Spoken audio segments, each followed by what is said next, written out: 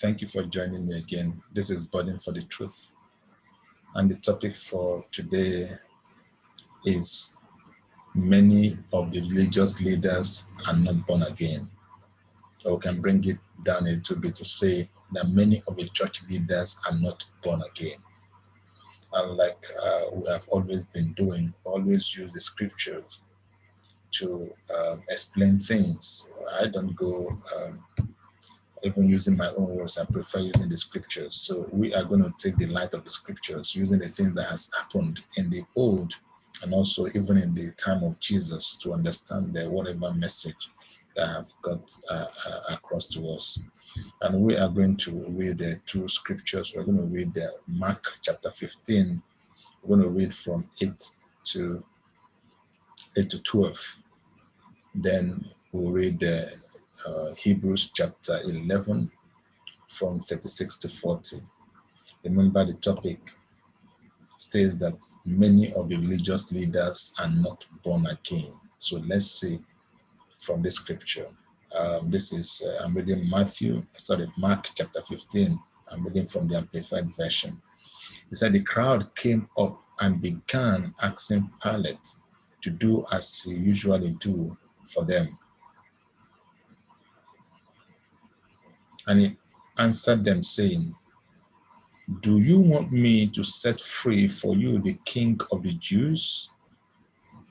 For he, Pilate himself, was aware that the chief priests, now remember, chief priests can represent the general overseers, the bishops and all that in the church right now.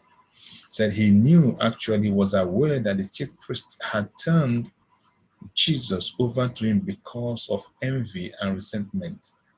When you go through the account of Jesus, Jesus never said woe to, let me use the word, unbelievers, because he came for those who are sick. He didn't come for those who are whole. That's why he said a shepherd having 100 sheep loses one.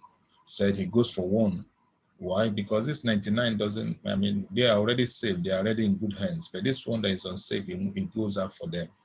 So here he was talking to religious, Pilate knew that the religious leader turned Jesus in for him to be crucified because of envy and resentment. So who were those who killed Jesus Christ? It was actually the religious leaders. So Jesus will always say, woe, woe, woe unto them. The Pharisees, the scribes, the chief priests, woe unto them.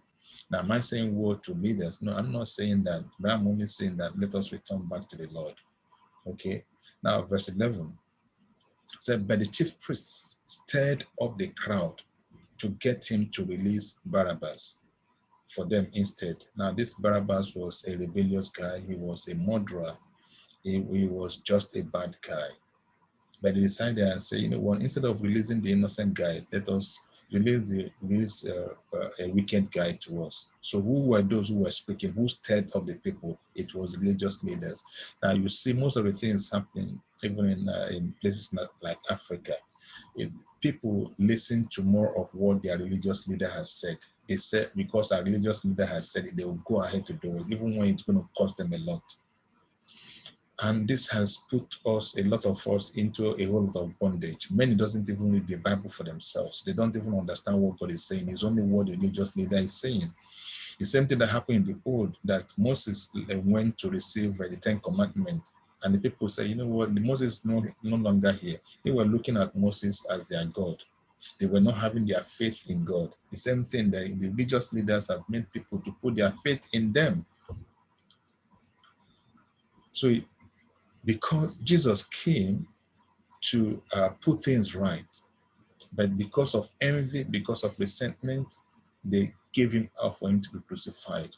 And the chief priest stirred up the crowd to get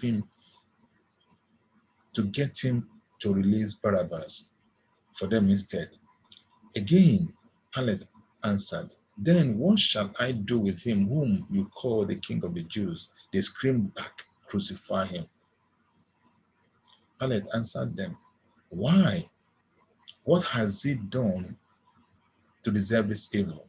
But they screamed all the more, crucify him. So Pilate, wishing to satisfy the crowd, set Barabbas free for them. And after having Jesus scourged, he handed him over to his soldiers to be crucified. So you can see this. Now let's see what happened in the old. This was where Hebrew, the book of Hebrew was talking about faith and those who through faith they obtain a lot. But he began to talk about here those who through faith they suffered, but the things they were supposed to receive they did not receive, but they are going to receive it in the life after. And also they went through it because of us. Now he said, and others experienced a trial of mocking and scorching amid torture. He said, and even chains and imprisonment. This happened in the hands of the chief priests, even in the old. This happened in the hands of the kings of the old. And this was a conspiracy between them and the chief priest. Against who? Against the prophets. Said they were stoned to death. Prophets were stoned to death. They were sawn in two. Now, Bible didn't give us details of how Isaiah was killed, but according to history, Manasseh was the one who killed Isaiah. He was sawn. He was tied to a tree, and using sword to saw him into two. They were lured with tempting offers to renounce their faith. They were put to death by the sword. They went about wrapped in the skins of sheep and goats, utterly destitute, oppressed, cruelly treated, people of whom the world was not worthy, wandering in deserts and mountains and living in caves and holes in the ground.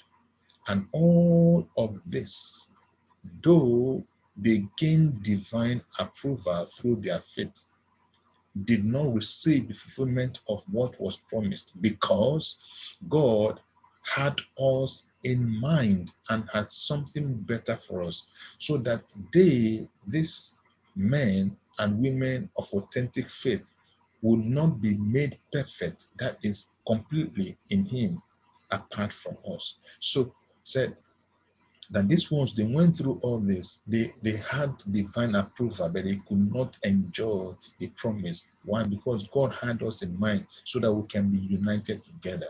We'll be able to enjoy the same thing that they have. Then look at it, what has happened right now. This guy suffered this and died. Now in the new church as well, the same thing is happening. Many, like I spoke in the last video, many talents have been killed. Many families have been broken and destroyed. Many families are in opposition, fighting against one another, just because of the teaching or the doctrine that have been inherited from the church. Many unmarried girls and men, especially women, they are still single as a result of what the religious leaders taught them or told them, or what they were expecting. I know a lot of ladies who are 60 and above, who told me about their stories. They had everything going on for them. They had suitors, but their church leaders told them, no, this is not the man of God. It's not this, it's not that. Because this guy was not in the good books of the man of God. Simple. Not even because he wasn't a born again Christian. Many of them were born again, but because these men were not in the good books of the pastor, either they were not giving their tithes, or they were not giving their offering, or they were not, they could not allow themselves to be oppressed. And this was how many of these sisters, how their marriages were, in quote, ruined, that they could not get married. Many of them are struggling today. Many of them are committing immorality behind this sin, because of what has happened to them in the old. Now, listen, I want to make this post statement. Well, remind me again in the next 5 years, as long as the Lord did not come, as long as He tarries, there will be explosion of exposure. Explosion of exposure. What does that mean? Many of the things that has happened in the past decades, they'll be unfolded. Many are going to be exposed. Many of the leaders are going to be exposed, because those whom they used to do all their acts, many of them, they may not be in the good books, because the flow of cash may not be there any longer. Just watch it. Remind me again in the next 5 years, 3 to 5 years, we're going to see a lot of things happen. But I'm not saying this because I want to condemn anyone, but I'm saying this for us to return back to the Lord. The Lord is calling us back, leaders and everyone. Let us turn back to the Lord. His hands are open to receive us. In Jesus'